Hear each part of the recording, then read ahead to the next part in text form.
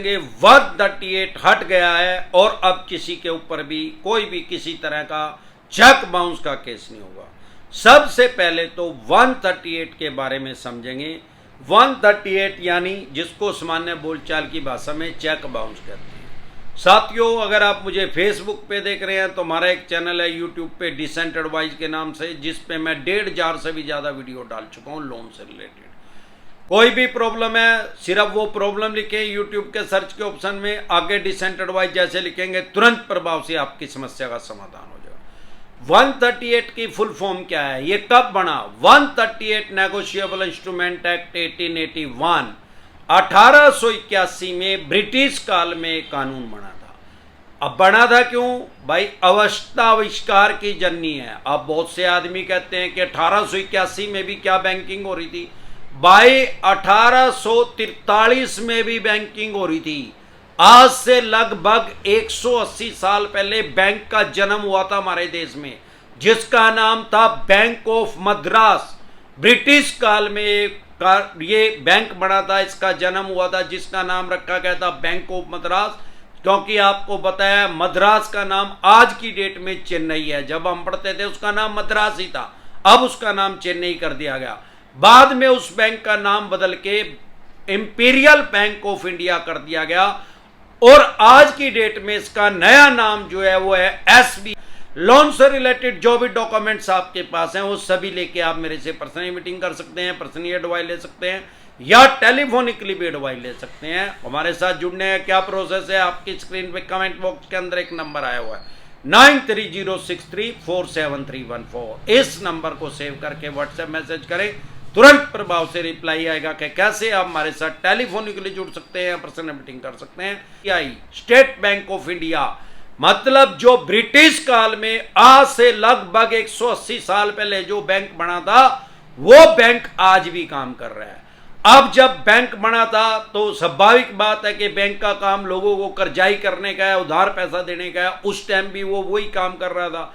अब बैंकिंग जब चालू होगी तो चेक का भी जन्म हो गया, क्योंकि उस टाइम अगर मैं बात करूं तो 10-5 रुपए होते होंगे, क्योंकि 180 साल पहले तो 5-10 रुपए की बहुत बड़ी वैल्यू होगी। लेकिन वो 5-10 रुपए भी व्यापारी को, बिजनेसमैन को दूसरी स्टेट में लेके जाने में बड़ी प्रॉब्लम थी।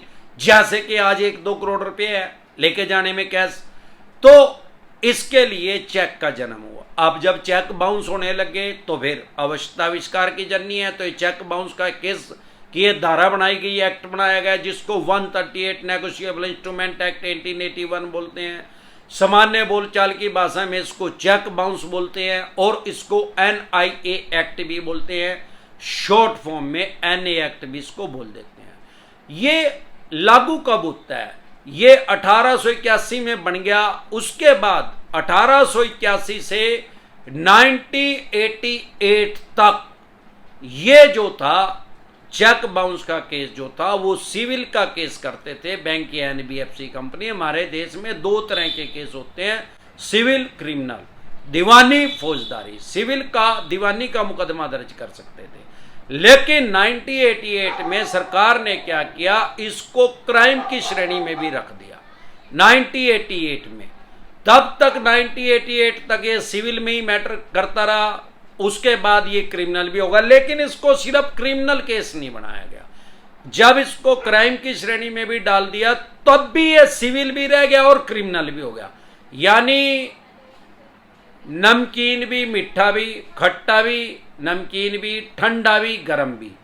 अब क्या हुआ 1988 के बाद आज की डेट में भी ये सिविल का केस भी है, क्रिमिनल भी है, दोनों तरह की इसकी तासीर है। अब क्योंकि ये क्रिमिनल की में भी कंसीडर किया जाता है, इसीलिए चेक बाउंस में जमानत करवानी जरूर है, बेल करवानी जरूरी है। क्योंकि हमारे देश में जब कोई भी किसी भी आदमी के ऊपर सिविल का केस होता है तो उसको बेल करवाने की, जमानत करवाने की उसमें जरूरत नहीं है। जब कोई क्रिमिनल केस रजिस्टर्ड होता है किसी भी आदमी के ऊपर तो उसको बेल करवानी पड़ती है, जमानत करवानी पड़ती है। हमारे देश में सबसे छोटी धारा जो है वो 751 है।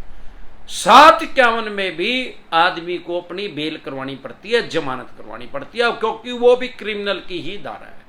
अब जब ये चेक बाउंस का केस कर देते हैं, क्योंकि अगर आपने लोन लिया है तो चेक दिया होगा इनको, अगर ऑनलाइन लिया है तो फिर तो बहुत से आदमियों से ऑफलाइन चेक ले भी लेते हैं और बहुत से आदमियों से लिया भी नहीं है।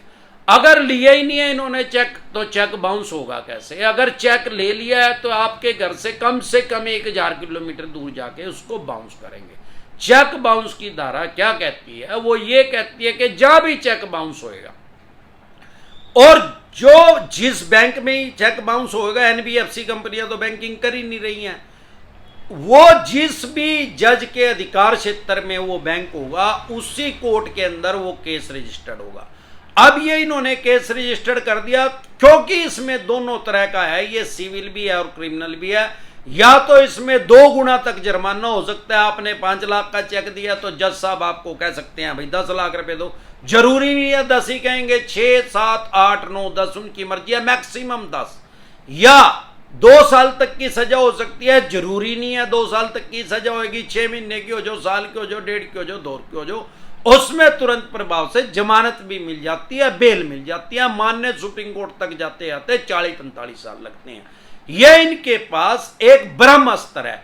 जब आप किसी का पैसा बैंक एनबीएफसी कंपनी का नहीं देते, अगर आपके पास पैसे हैं तो इनके पैसे दे दे, नहीं पैसे हैं तो राहु केतु ग्रह तो क्या करेगा? दुनिया का कोई ग्रह धरती पे आके आपका कुछ नहीं बिगाड़ सकता। अरे 138 भी कुछ सौदा नहीं है, अरे ये 54 छाप भी कुछ सौदा नहीं है। आपके पास 138 का नोटिस आ रहा है, 99% फेक नोटिस है। 54 छाप भेजते ही फेक है लोगों को डराने के लिए, क्योंकि बैंक एनबीएफसी कंपनी सबसे पहले तो आपका सिविल खराब कर देगी। उसके बाद बैंक एनबीएफसी कंपनी के पास सिर्फ एक हथियार है अनसिक्योर लोन में, चेक बाउंस करने का। इसको मैं ब्रह्मास्त्र बोलता हूं। इनका ये ब्रह्मास्त्र चलवा दो, उसके बाद क्या घंटा करेंगे? ये 75% डिस्काउंट भी देंगे, प्रिंसिपल में से 75%, क्योंकि आपको जमानत मिल जाएगी। और फिर तारीख पे तारीख दामनी फिल्म देख लिया भाई, क्या होगा? तो चेक बाउंस का अगर आपके ऊपर केस है तो मैक्सिमम इसमें 2 साल तक की सजा हो सकती है। जरूरी नहीं है कि 2 साल की सजा होगी, और जरूरी नहीं है कि डबल का ही जुर्माना होएगा। तो आप डरे घबराए नहीं। अगर गैर कानूनी तरीके से इन्होंने चेक बाउंस कर दिया, कई बार ऐसा भी करते हैं, आपके रह 1.5 लाख रुपए हैं, इन्होंने कर दिया 15 लाख रुपए का, तो वो जो चेक बाउंस इन्होंने किया है, क्योंकि वो ब्लैंक लेते हैं आपसे, तो ये 100% उसमें आ रहेंगे। तो उसमें आपको ना तो आपको जुर्माना लगेगा, ना ही आपको कोई जेल की सजा हो सकती। आप इनका चेक बाउंस का अगर ये बोल रहे हैं, कहते कर दे चेक बाउंस भिखारी, चल कर इसको।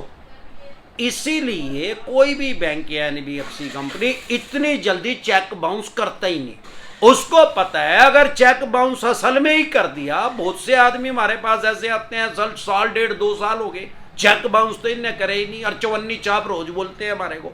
और 54 छापों की तो कमीशन है यार, बैंकिंग की भाषा में इंसेंटिव बोलते हैं, 15 से लेके 35% तक इनको कमीशन मिलती है। इसीलिए बकवास कर रहे हैं, आप शब्द बोल रहे हैं, लोगों के साथ गाली गलौज कर रहे हैं।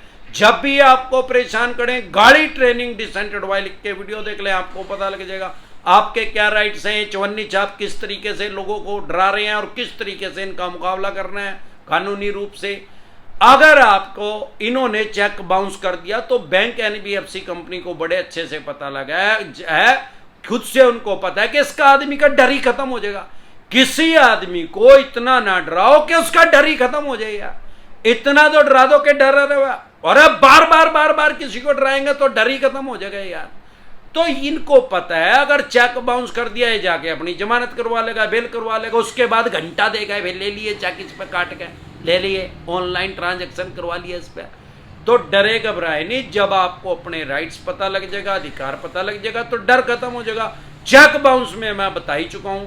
अब कुछ झोला छाप यूट्यूबर हैं जो कहते हैं कि चेक बाउंस का केस ही होना बंद हो गया। भाई नीम हकीम खतराए जान, इनको बेरी की दुकान का तो पता नहीं कहाँ है, तो इनको चेक बाउंस का घंटे का पता है यार। इनको ऐसी गफलत की स्थिति में ना रहे। अगर आपने चेक दिया है बैंक एनबीएफसी कंपनी को तो ये उसको बाउंस करवा सकते हैं। सिर्फ 2 तरह के नोटिस को कभी भी इग्नोर ना करें। अगर आपके पास चेक बाउंस का कोर्ट से समन आ रहा है, उसको हल्के में ना ले, इग्नोर ना करें, नहीं तो आपको 14 दिन के लिए न्यायिक हिरासत में जाना पड़ सकता है। आपको कोर्ट पीओ भी घोषित कर सकती है, बगोड़ा भी घोषित कर सकती है। अगर असल में आ रहा है, सबसे पहले फेक नोटिस डिसेंट एडवाइस लिख के वीडियो देखें, पता लग जाएगा फेक है क्या जेन्युइन है। फिर भी अगर आपको जेन्युइन लग रहा है तो ई कोर्ट लोड कर ले। सारे देश की कोर्ट जो है ऑनलाइन हो चुकी हैं। ई कोर्ट लोड करके वो पेटीएम की तरह चलाना बिल्कुल आसान है। उसमें चेक कर ले आपके ऊपर केस हुआ भी है कि नहीं। हो गया है तो अपनी जमानत करवा लें, फिर घंटा नहीं बिगड़ता। उसके अलावा अगर आपके पास सरफेसी एक्ट के अकॉर्डिंग नोटिस आ रहा है 13(2) का, 13(4) का, सिंबॉलिक पोजीशन का, फिजिकल पोजीशन का, उसको कभी भी हल्के में ना ले, लाइटली ना ले, तुरंत प्रभाव से लीगल एडवाइस ले। अगर आप हमारे साथ टेलीफोनिकली जुड़ना चाहते हैं, पर्सनल मीटिंग करना चाहते हैं, फिर आपका लोन 2 करोड़ का है, 5 का है, 25 का, 50 करोड़ का है, जितने भी करोड़ का, लोन से रिलेटेड जो भी डॉक्यूमेंट्स आपके पास हैं, आपके पास सरफेसी एक्ट के अकॉर्डिंग 13(2) का नोटिस आया, 13(4) का, सिंबॉलिक पोजीशन का, फिजिकल पोजीशन का, डीएम साहब का 138 नेगोशिएबल इंस्ट्रूमेंट एक्ट 1881 का, पेमेंट एंड सेटलमेंट एक्ट 2007 का, आर्बिट्रेशन एंड कंसोलेशन एक्ट 1996 का, रिकॉल नोटिस आ रहा है, अन्य किसी भी तरह का कोई भी नोटिस आपके पास आ रहा है, लोन से रिलेटेड जो भी डॉक्यूमेंट्स आपके पास हैं वो सभी लेके आप मेरे से पर्सनली मीटिंग कर सकते हैं, पर्सनली एडवाइस ले सकते हैं या टेलीफोनिकली भी एडवाइस ले सकते हैं। हमारे साथ जुड़ने का क्या प्रोसेस है, आपकी स्क्रीन पे कमेंट बॉक्स के अंदर एक नंबर आया हुआ है 9306347314। इस नंबर को सेव करके व्हाट्सएप मैसेज करें, तुरंत प्रभाव से रिप्लाई आएगा कि कैसे आप हमारे साथ टेलीफोनिकली जुड़ सकते हैं, पर्सनल मीटिंग कर सकते हैं। एक बार जोर से मिलकर नारा लगाएंगे, जय ससुराल वालों की।